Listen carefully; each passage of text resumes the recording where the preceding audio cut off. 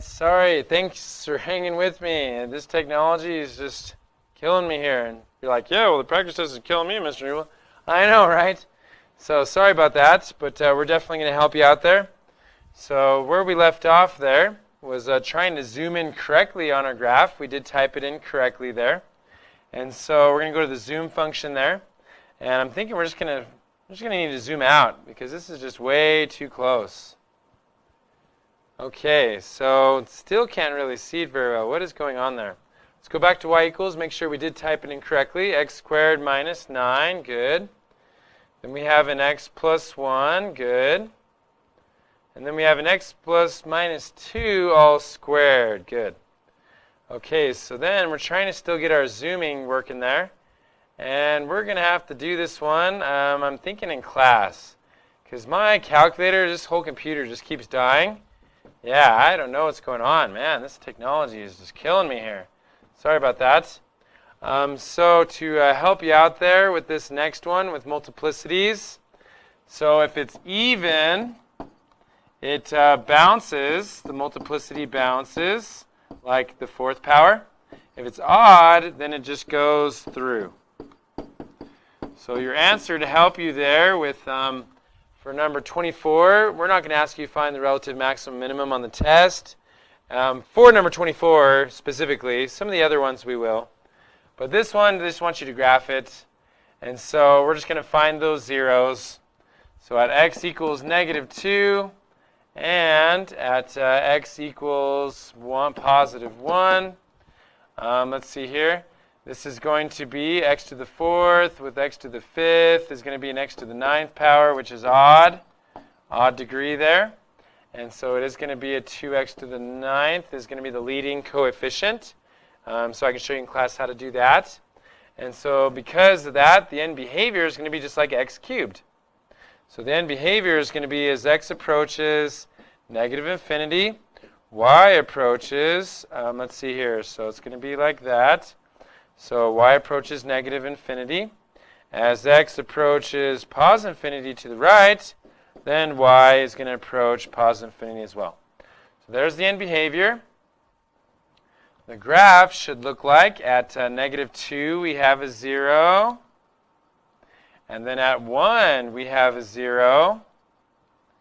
Okay. And so the end behavior says it'll come up like that. And then the y-intercept is going to be, if you plug in a 0 there, plug in a 0 there. Let me erase some of this. Plug in a 0, plug in a 0. So then that's going to be, wow, some crazy humongous number that's negative. Wow, this is blowing my mind as well. So I'm thinking it was going to go down like that. Oh, but it has to bounce. And where does it have to bounce at? The even one, so negative 2. So I'm thinking it's going to be a negative 2, and at 1, it's going to come up like that. It's going to bounce off of it, and then it's going to carry on upwards. Yeah, that was kind of a weird one. So definitely use your graphing calculator to help you. Mine keeps breaking on me, and I got to go home because look, it's 5 o'clock. Oh my goodness. So we'll look at those in class if we need to. Use your calculator to find the 0. Not on your practice test, still show them. It's just using your calculator to find all the factors. And then last but not least, which of the following are factors? So to help you there, I need my calculator, and my calculator's dead. So just give me 1 second to fix it. Okay, thanks, we're back. Okay, so evil calculator. Okay, so I still feel bad about the last problem, so we're going to actually go back and just make sure that graphed okay. So, because you definitely want to use your graphing calculator to help you. And so we can see what that is, make sure we did that right. So we're going to type in the number 2, then a parenthesis. Then let's see here. So x plus 2, close parenthesis, all to the caret symbol, fourth power, right arrow, open parenthesis, x minus 1, close parenthesis, all to the fifth power. And then we're going to go and push graph. And so hopefully this one isn't as bad. Kind of still weird, but we got a bounce and a wiggle just like I did there. And so it bounces because of the even power. So at x minus 2, because of the fourth power, it bounces off the x-axis. Bounces off the x-axis. Which you can see it just did that right there. And then it goes through at x equals 1. Okay? So then to find the relative maximum and minimum, well, it looks like the relative maximum is, right there. So we have a relative maximum at 2, 0. At least that was easy. So there's our maximum. And then our minimum is going to be way down there at negative, holy cow, right? Negative 81, negative 72, negative 75, around negative 81. So I'm going to do second calc. I'm going to go to the minimum, push enter, and it looks like when it bounced, it really took off. That's crazy. So then we're going to go and do left bound. So go to the left, push 2, enter.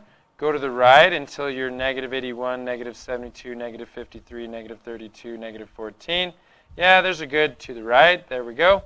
Now go back to the left and 0, negative 32. No, that's the y-intercept. Keep on going. So right about there at negative 81.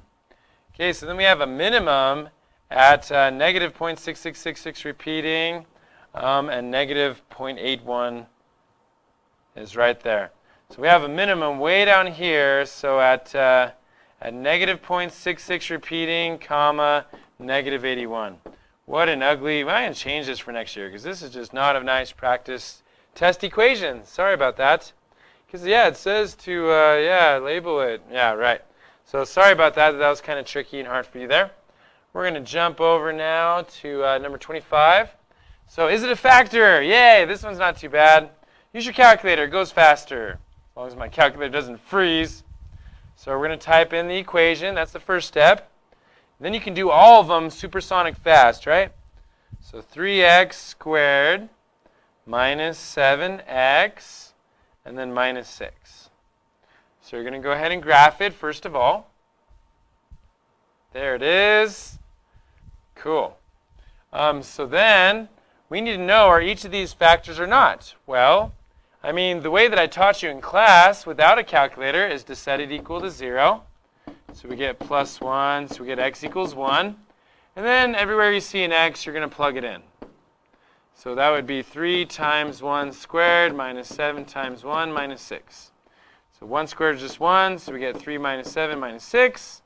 That's negative 13 with a positive 3, gives us a negative 10. And so it's supposed to equal 0. So does negative 10 equal 0? No. So not a factor. Okay? So H is not a factor. But now we can actually use our calculator to go a bit faster with these, right?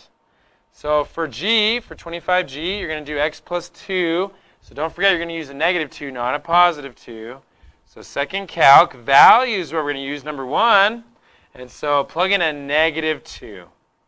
Is it a 0? Negative 2 all the way up at 20. Nope, it's not a factor. So cross off that one.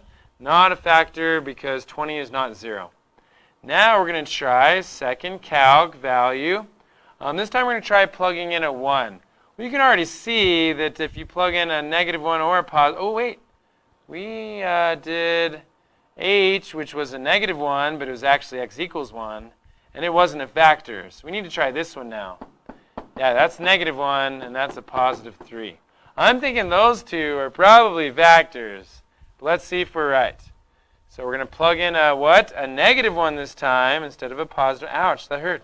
Yeah, that's when you use that negative subtraction symbol that cuts your finger down there. And then push enter. Oh, man, it's not a factor either. Lame. Because it's when x equals negative 1, y equals 4.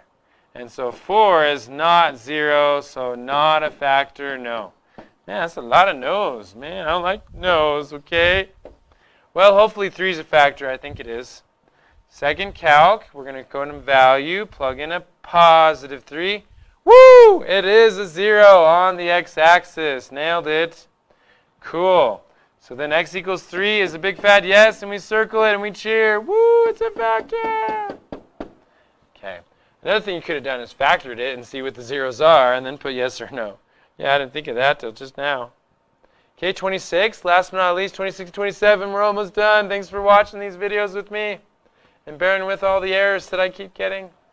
Okay, so number 26, I would definitely use the Wyatt-Poulsen method, remainder theorem, the Ebe method. Who else did it? The Ethan method, the Rebecca Ethan method. Trying to think of all the name dropping there. I'm missing one. I can't remember who it was. Dang, it's like an hour. Dang, sorry guys. So use that method, and what that method involves is setting x plus 3 equal to 0. We want to try to figure out what a is. What is a? Well, if we set our factor, which is equal to 0, we'll get x equals minus 3 to both sides. Yeah, we'll get x equals negative 3. Okay. Well, okay, so I guess I could plug in a negative 3. Yeah, everywhere I see an x. Did you get that? Did you think that before me? I hope you did. And solve for a. But we have to set the whole thing equal to something. Yeah, we have to set equal to the remainder. But Mr. Newble, it doesn't list the remainder. And it's not going to list the remainder either on the test. But what remainder do we use? Well, it states that x plus 3 is a factor. And since it is a factor, it divides into it evenly. And that means the remainder then is 0. Cool. So we're going to plug in a negative 3 everywhere you see an x. Plug in a negative 3 everywhere you see an x. Negative 3 all squared plus 11 times negative 3. And then minus a. And set it equal to the remainder, which is 0. That's very important. Okay, so then let's see here. Oh, Mr. Newble, another typo. I think I fixed it on your practice test, just not on my notes here. Yeah, that's supposed to be a cubed. Sorry about that. Okay, so negative 3 times negative 3 times negative 3. So negative 3 times negative 3 times negative 3 is a negative 27. Negative 3 squared is 9, and 9 times 6 is 54. Good. Ooh, and then this I kind of know. That 54 minus 27 is 27. That's cool. So that's what those two equal. And then we have a negative 33 and a minus 9. That's not a minus 9. That's an a. Yeah, why don't we make that a capital just in case? Because I don't want to mix those two things up. Okay, cool. So then now we get, let's see here. So 27 minus 33 minus a is equal to 0. Okay. Why don't we send that a to the other side to make it positive? That's a good idea. Yeah, why not we do that? Well, I got to unlock this first and move it out of the way. Oh, there's too much. Never mind. There we go. Okay, so let's see here. Not enough room, Mr. Newble. Not enough room. Let's make some room. We have a smartboard. There we go. Make some room. There we go. Okay, so last but not least, we're going to combine those two. So 27 with a negative 33. You can use your calculator if you want to help you. 27 minus 33 is negative 6. That's right. What the? Yeah, that was funny. Okay, so so 27 minus 33, good, is negative 6. So we get negative 6 minus a equal to 0. We're going to add 6 to the other side. Add 6 to the other side. Good. So now we have, let me do it over here. So now we have a negative a is equal to 6. And then how do we make it a positive a? Well, we can divide by 1, divide by 1. So your answer for number 26 is a equals negative 6. Is that what you got? I hope you did. Okay, and then last but not least, we're going to do number 27 with you to help you. This one definitely use that method. So don't use negative 2, use x equals positive 2. And then again, it is a factor, so that means that the remainder is equal to 0. So we're going to plug in a 2 there. So 2 cubed minus a times 2 squared plus 13 times 2 minus 6. Set it equal to the remainder, which is 0. 2 cubed is 8. 2 squared is 4, so we're going to do a 4 times a, just reversing, putting the 4 right there. Plus 26 minus 6 equals 0.